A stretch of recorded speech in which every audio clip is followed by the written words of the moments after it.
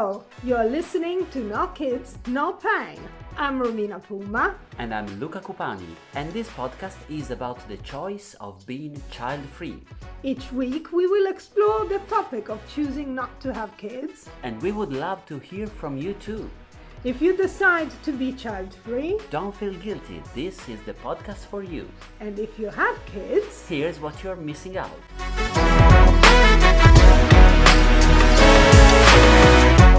Here we are, here we are again with a new topic. Yeah, came prepared. Yes. Because thanks to the Pope, because as you might know, I'm Catholic, and so the Pope is my boss. And a few months ago, he said something that still resonates. He was very worried because he said, many people do not have kids, we know that. And maybe they have just one kid, but then they have dogs and cats. How selfish. This is something that will takes away their humanity or something like that. So, Romina, what do you think about this? Well, I think obviously he is totally wrong. You know, who is he that actually doesn't have even kids? Not officially, not officially. Not officially, indeed. To say, you must have kids. Who are, okay, you're the Pope, but I don't really care. Yeah. And also, I do have a pet. So maybe the question is, do you have a pet because you want to replace it for a kid? Maybe. I don't know. Maybe it's that form of... so it's not a human being, no, creature. That is a living creature, yeah. That is, the fact to have a living creature to look after. I mean, having a pet, okay, there are some pros, but there are also lots of cons. Doesn't scream, is not expensive as... These are the pros, not the cons. Yes. Yeah, okay. It's not expensive as a kid. We don't need to buy so many toys for a pet. I bought a few toys, but she plays with them a little bit. And then the things that drives her nuts is chocolate wraps. So it's very cheap. It's so cheap. True, and it doesn't have to go to school. You don't need to be near a good school. Well, it doesn't really matter whether it's a good school or a bad school. Or in my case, I don't need to go to church in order to be accepted by a Catholic church, because apparently here in... to go to a Catholic school, you need to attend the church. Yeah, so but I don't have all that. I agree with you. Surprisingly, I disagree with the Pope. Let me be clear. I still believe that eternal life he must be right, because that's what I'm betting on, eternal life. But, he's... the thing is, I do not have any pets as well, because there are cons with having pets. If you want to go away for a few days, if you have to leave your house, then you need to arrange for someone to feed the cat, if it's a cat. But if the pet is a dog, even more complicated, because you have to walk them out. You can't just feed them. They are needy. Yeah, I wonder what you need to do if your pet is a pig, because apparently now a pig is the new dog. Oh yeah, so that's even more. You can't clearly cook bacon on the morning. It would, not in front of him. No. That would, I think, it would be. So taking the piss. It would be bad. Yeah, it changes your habit. But when you decide to have a pet, obviously you put in place all these things. We decided to have a pet because we knew that we had my partner's parents that could look after the pet when we are away, or when we go in Italy, we drive there, so we take it with us, and then we go on holiday, so my dad can look after. So she's looked after by all the grandparents.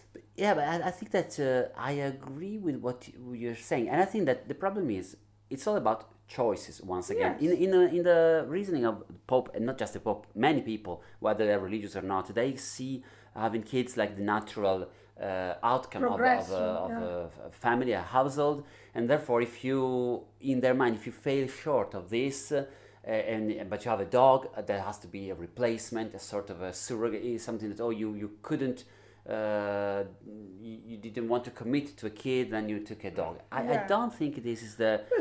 Some actually have a pet as like a training course to see how it works. Can I look after a pet if it survives?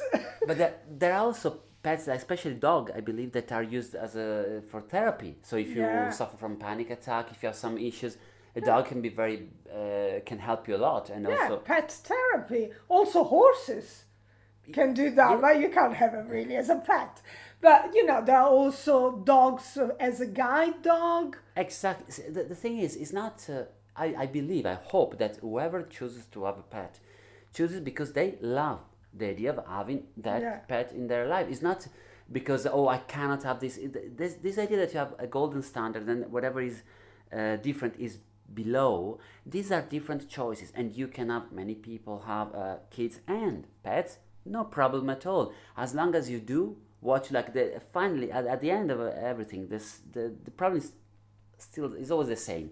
You need to allow yourself to do what you like, to be happy. So, for example, you have a pet because I guess you wanted a pet, not because I would like to have a kid, but maybe no, I'd rather have a 4 legs creature because it's better. I always preferred a pet to a kid, and also because you don't have pets, so you probably don't know this. When you want to get a pet, you need to get through an assessment. Really? Yes, because obviously when we were trying to get our pet, we went via all the rescue centers, and we had to do all the assessment if we were, proper parents for a pet, if we had the right house for it, the secure garden for it. So, we had to go through that like we were adopting a kid. The same way, you need to go through an assessment if you are. Yes, but for kids, if you are, if you're adopting a kid. Yeah, and I think you should probably go through an assessment even if you're having your own kid. In a natural way, you think you should, okay, guys. I think you should have an assessment. Like you think a waiter in a restaurant, if there's a romantic couple and the waiter senses that this could be the night they conceive a kid, it's okay, guys, let's have a word. What's about your job? Can I see your finances? Are you responsible? Any background check? That could be slightly invasive. Maybe not at the restaurant, but probably something proper, planned by the government when you get married, or when you do. Well, you have kids even when you're not married anyway. But no, when you start to become that you can procreate. Or when you become the moment you become a teenager. Okay. There are so many teenagers that have kids. But again, I see your point. Slightly strong. There would be a sort of dystopian future, and I raised with my idea of just endorsing the idea of choice. Like, people have to learn how to make choices. They need to feel free to do whatever choices they want to do, as long as they do not break any laws. And so the idea is, okay, you want kids, fine. You don't want kids, fine. So why do I need to do an assessment if I want to adopt a kid? So that's my choice. Yeah, well, but I was thinking... You're right. Well, because the kid have some rights, and they want to make sure that you don't end up in a. But even if I procreate a kid and I'm not a fit mother, then they take the kids away from you, I believe. So why don't solve the problem at birth, before the kids arrive? It's getting a little bit too tricky here. Yeah, I think we should point out that probably Romina would be a great dictator if she only had the chance.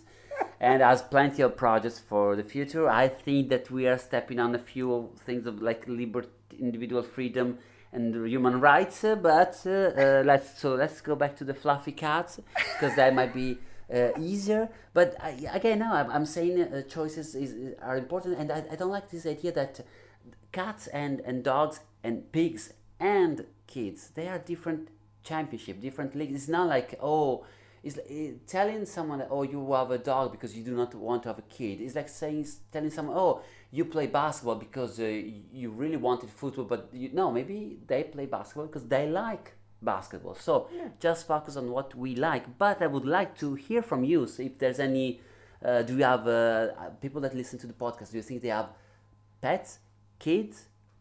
Both. We would like to know what you think. And you can get in touch with us at the usual email, nokidsnopain@gmail.com. Or on social media like Instagram, Twitter, and Facebook, No Kids, No Pain. And this is true also for the Pope and any bishop. If they want to have a word, they can contact us. I would love for the Pope to write to us. That would be great. Yes. Get in touch. Yes. We're looking forward to hearing from you soon. Exactly. Kind regards. Pope Francis. Yes. Right, that's all from us. I'll see you next time. Yes. Ciao. Bye.